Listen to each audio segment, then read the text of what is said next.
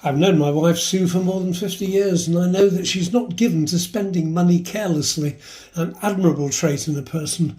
All expenditure is carefully weighed and justified, and over our many years together, her venture into car ownership began back in 1974 with a Hillman Minx bought for £50 and which dripped more petrol than it ever used, and which, when finally condemned, was used by Rotherham Council's Trading Standards Department as an example of a car which you should never buy, due to its multiple issues.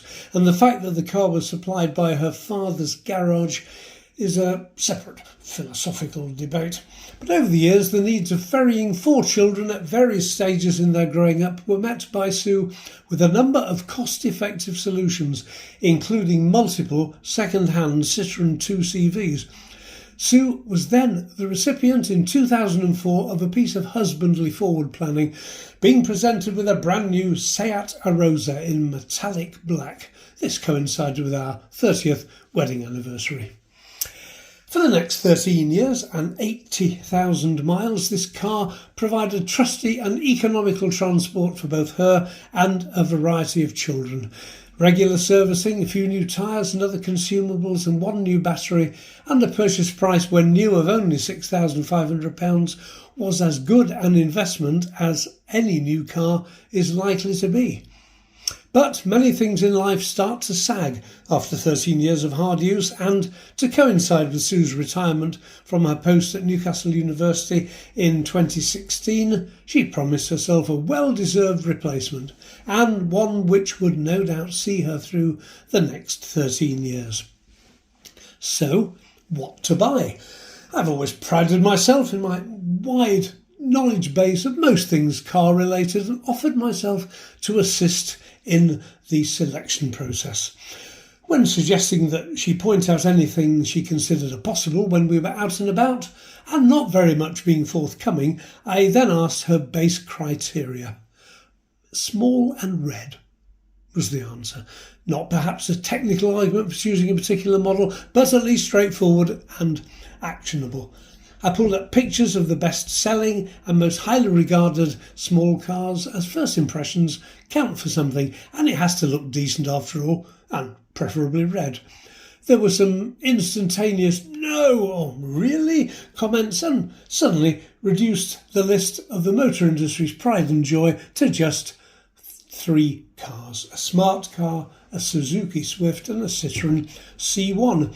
We set aside a few hours to go and see them. First to the Mercedes garage, who were also agents for the smart car.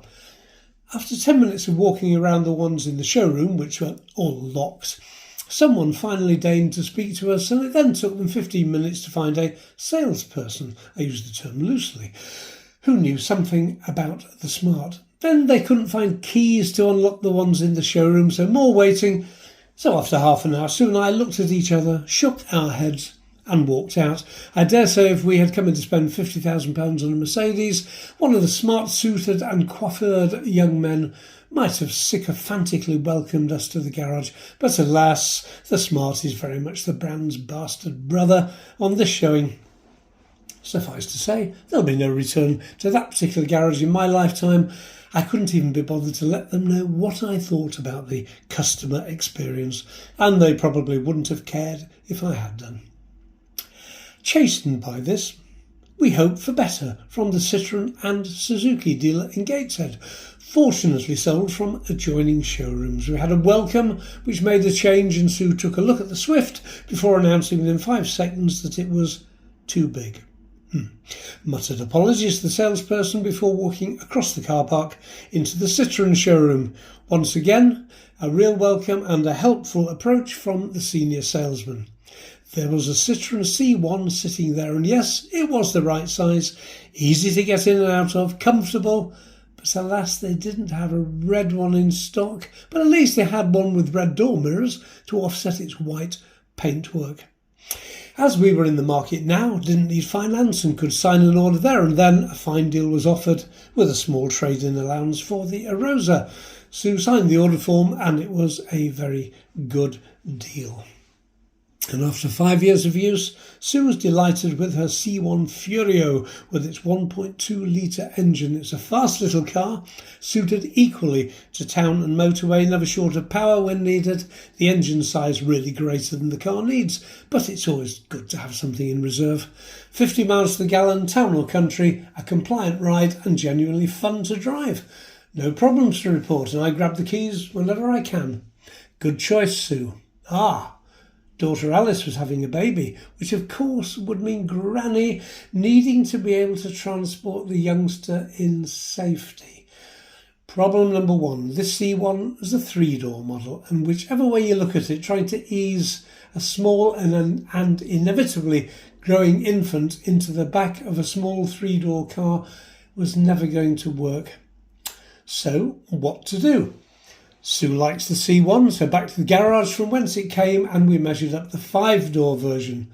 Perfect. Quite enough room for baby, but the baby seat in the back with easy access via the rear doors.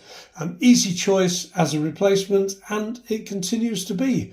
Who needs a car the size of a large van anyway?